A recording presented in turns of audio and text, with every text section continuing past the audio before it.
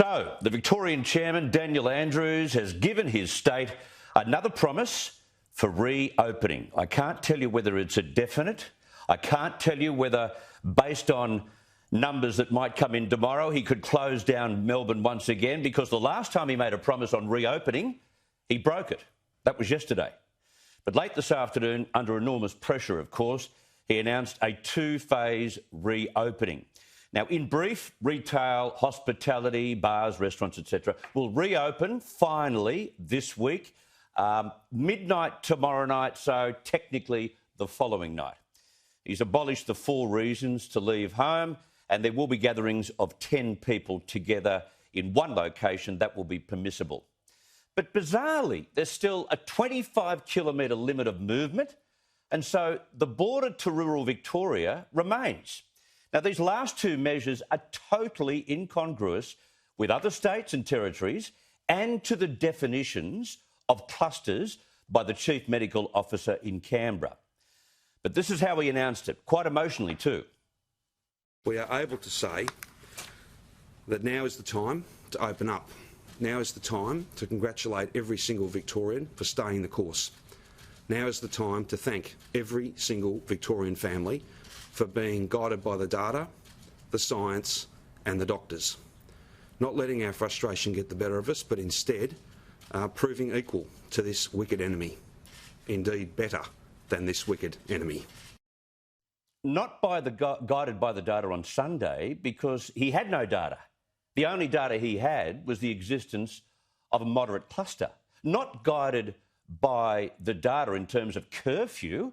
Even the Chief Health Officer said that it wasn't his idea to put a curfew in place. But let's get real.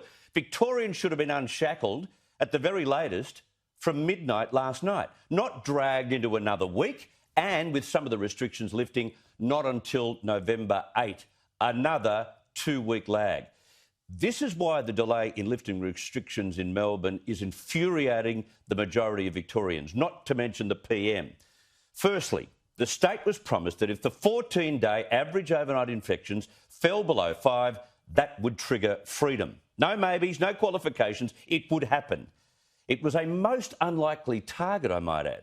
Yet the people of Victoria achieved their goal, and when they did, the Premier broke his promise because he had a cluster to deal with. The worry about all of this is, if he has 4 clusters to deal with in a week and a half's time, does Victoria and Melbourne lock down again? Secondly, the numbers Victoria have been dealing with in the past 2 weeks are very similar to the numbers New South Wales were dealing with in early September, whilst open and functioning under COVID protocols. Thirdly, the reason Andrews used yesterday to break his promise, it was not scientific or medical.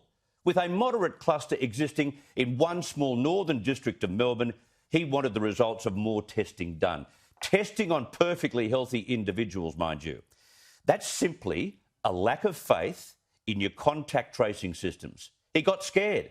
Now, New South Wales has been juggling and crushing larger clusters frequently, because that is our future in this country for at least another year, maybe even 2 years. His decision was not based on, as the former Health Minister articulated on Twitter yesterday, it was paralysis of leadership. Jenny Mikakos went further today on social media, writing, "We've met the rolling average. There could be a new outbreak next week." She's right.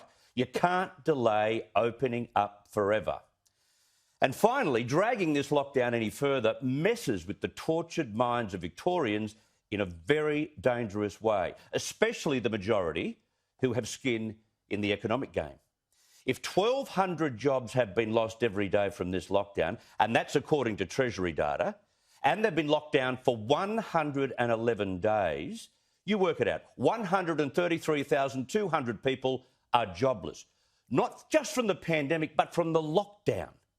That is beyond the capacity of a packed Melbourne cricket ground. And the outrage is palpable. Business people in particular, who are beyond desperate right now, have had a gutful.